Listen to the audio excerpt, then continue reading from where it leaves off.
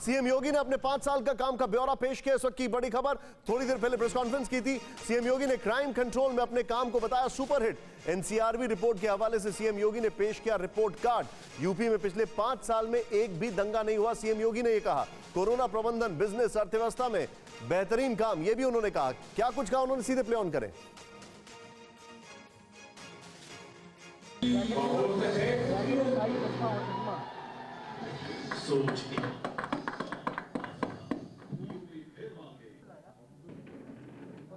आज की सक्सेस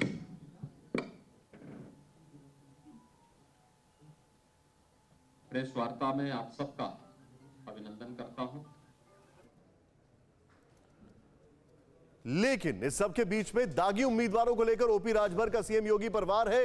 प्रथम चरण के चुनाव में भारतीय झूठ पार्टी ने दागियों को प्रत्याशी बनाया है। राजभर ये कह रहे हैं जवाब दे अपराधियों को जेल भेज रहे हैं या विधानसभा, राजभर ये कह रहे हैं। बीजेपी के दौरे चरित्र को जनता समझ रही है, राजभर ये कह रहे हैं।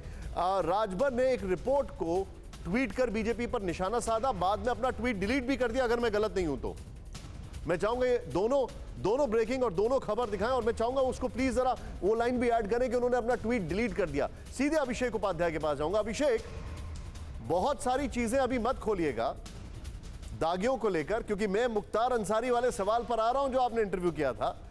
तो मैं चाहता हूं वो सारी चीजों को थोड़ा कंट्रोल रखें, कुछ सस्पेंस एलिमेंट भी होना चाहिए। लेकिन जब राजभर ऐसी बात कर रहे हैं और योगी क्राइम की बात कर रहे हैं, तो फिर ऐसा लगने लग जाता है कि वाकई में क्या मामला चल रहा है, क्या कुछ हो रहा है यहां पर।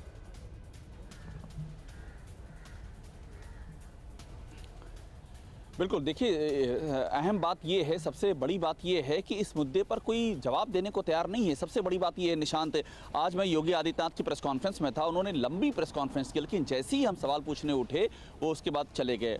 वो रुके नहीं इस बात का, इस सवाल का जवाब देने के लिए कि एडीआर की रिपोर्ट, वाकई ये रिपोर्ट एडीआर की है कि इसमें भरमार है बीजेपी के दागी उम्मीदवारों की, लेकिन योगी आदित्यनाथ नहीं रुके। यही हाल उस तरफ भी है, यही हाल आप समाजवादी पार्टी से सवाल कीजिए तो वो भी भड़क जाते हैं।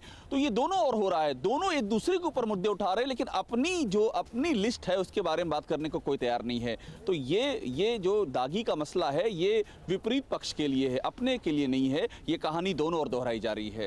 कोरोना धर्म नहीं देखता, जात नहीं देखता, अमीर गरीब ऊंच नीच नहीं देखता। कोरोना सिर्फ मौका देखता है, लेकिन आप उसे मौका मत दीजिए। बस इतना कीजिए, जब कभी दफ्तर से, बाजार से घर लौटिए तो इतना ख्याल जरूर रखिए कहीं आपके साथ कोरोना आपके घर तो नहीं जा रहा। भूलिए मत, कोरोना अभी जिंदा है।